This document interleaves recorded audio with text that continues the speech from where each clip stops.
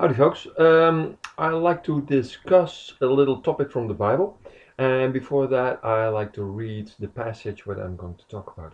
It's in Dutch, so I have to translate it online, so it may stumble and whatever. It's in Dutch. So. It is from Luke 22, verse 54 to 62. And when they captured him, Jesus, they led him away and led him to the house of the high priest, and Peter followed as of far. And when they had made a fire in the middle of the square and sat together, Peter went and sat amongst them. And at the light of the fire, a slave lady saw him sit and looked at him sharply and said, "But also you was with him," with Jesus. But he denied it and said, "Woman, I don't know him." And a moment later, another saw him and said, "But you also belong to them." But Peter said, "Man, I don't know, not me." And about an hour later, assured another person and said, "Yes, indeed, also this man was with him," with Jesus, because he's a Galilean. But Peter said, "Man, I don't know what you're saying."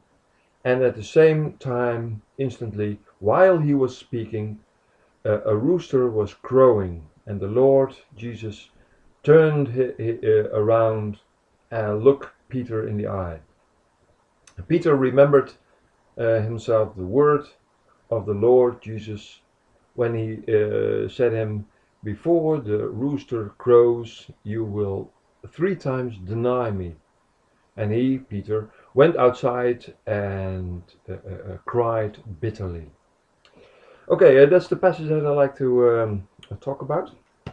And here we hear that Peter denied the Lord Jesus Christ.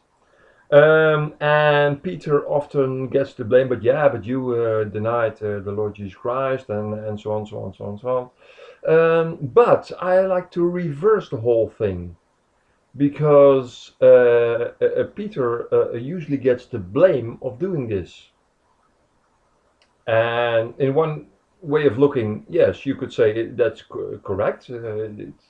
Peter shouldn't have done that. But I like to give honor to Peter. Why? Because Peter put his life in the wage of following Jesus. So Peter took the risk of indeed being killed, as he said.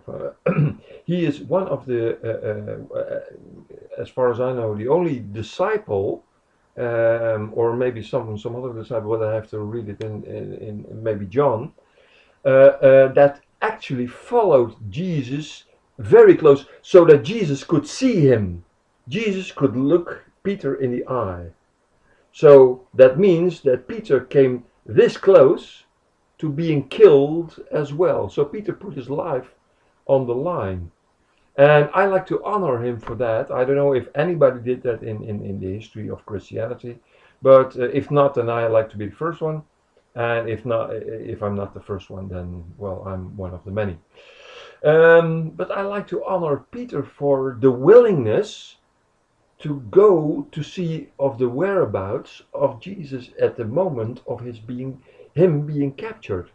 I mean, it was a very dangerous endeavor of Peter to do so, and very brave actually that Peter followed Jesus very closely, even so close that he could be killed, because there were 3 people who actually pointed him out correctly that he was one of Jesus' disciples, and Jesus was about to be killed. And Jesus knew that, but Peter did not yet know that. But Peter was very, very, very brave. I mean, ask yourself, would you do the same in the same type of situation? Would you go that far to actually be in a position that you could be killed? Yes or no? It's a very a dire question you have to ask yourself as a Christian. And Peter did it, and got also the recognition later on when Jesus was resurrected, and Jesus restored him at the catching of the fishes. And then Jesus restores him in the old situation. And later on in Peter's life, when Jesus ascended to heaven and Peter was captured himself, evangelizing all over Europe, he was captured and he was crucified upside down at a cross. And then he gave really his life for Christianity and for Jesus Christ. And so in the end, Peter did sacrifice his life. But at that moment, he was very, very brave. I mean, imagine yourself following Jesus. The society where you're in regarded you as a criminal. I mean, Jesus was regarded as a criminal, even though he was not. And Peter joined Jesus in that. Jesus was the leader, and Peter was second, so to say. So it was very, very brave of Peter to follow in these moments in where Jesus got to the court of a. So it's a very dangerous situation for Peter in this case. So I like to honor Peter for that, and even maybe after 2,000 years. But I like to mention this and to make you think about that situation, and if you would be so brave or I would be so brave. I mean, it's very a very daring situation. It's a very dangerous situation to put your life in the line for that. And Peter did it. I mean, he followed Jesus very far in many things, and also in this one. And he really put his life on the line. But it was not biblically intended that also Peter got killed. Not at that moment. That came many years later, when Peter went around all over Europe to evangelize and to bring Christianity to the Roman Empire and beyond. And when he was older, Peter got indeed killed and crucified. I remember that he was crucified upside down in Rome, I think, or at least in the Roman Empire, he got crucified while bringing the gospel and so. So eventually he got killed. But at that moment, it was not the intention of God, of Jesus, to get Peter killed. But I want to credit him for at least going that far that he potentially could have been killed. And in my opinion, that's very brave. And yes, he denied Jesus Christ, but he also followed him. He could not deny Jesus if he didn't follow him also in there. So he could never have said these things from yeah, I don't know about not me. I can imagine that it must be a very terrifying situation in which Peter got himself into, which maybe especially alone. I mean. There is no recording of that. Some other disciples followed him as well. So I imagine that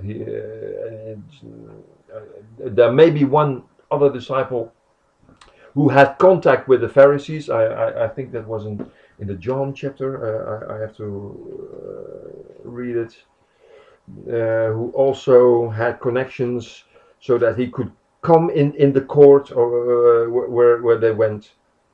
And if I'm correct, let me see.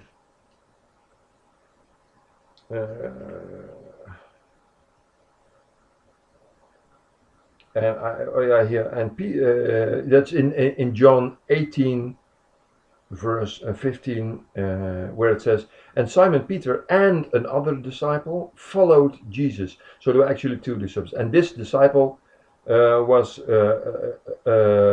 familiar to the high priest, and he went with Jesus to enter the palace of the high priest. But Peter stood outside at the gate, and the other disciple then the acquaintance of the high priest, came outside, and he also spoke to the gatekeeper, keepster, and brought Peter in. So Peter went in, and the slave then, who was the gatekeeper, said to Jesus, "You also don't belong to these disciples of this man, this person." And he said, "No, not me, not me, not me. The slaves and the servants stood to warm themselves by a coal fire that they made, because it was pretty cold. And also Jesus stood with them to warm himself. The high priest then asked Jesus after this disciple and after his teaching, and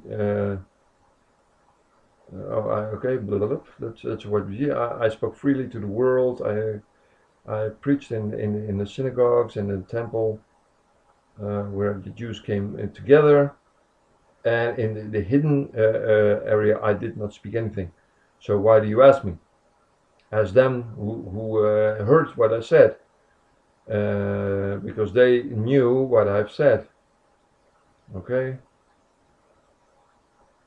And later on in verse 25, and Simon Peter stood there to warm himself, and and they said to him, "You also belong to his disciples." And he denied it and said, "No, not me." One of the slaves of the high priest,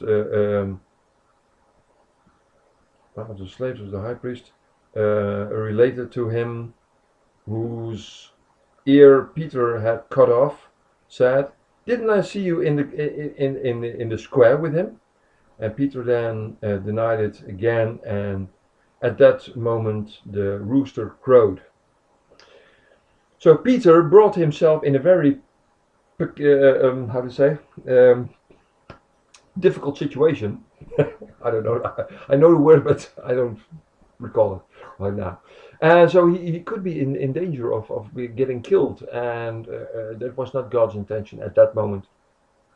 But he was brave enough to at least go that far. The other disciple apparently did not go along so far. Apparently he only functioned as getting the gate opened, and so that Peter could go in. It doesn't make any notice of that the other disciple also went after Jesus so far, but at least Peter got himself in a very precarious, is that the word? No, well, very dangerous situation. But that's very brave actually, and I like to honor him for that. So, well, that's just what I wanted to talk about, and think it over and think a little bit better about Peter. The question is, would you be so brave? Ask yourself that, and I have to ask myself that as well. Okay, this is what I wanted to share. Thanks for watching. Hasta la vista. See you next time.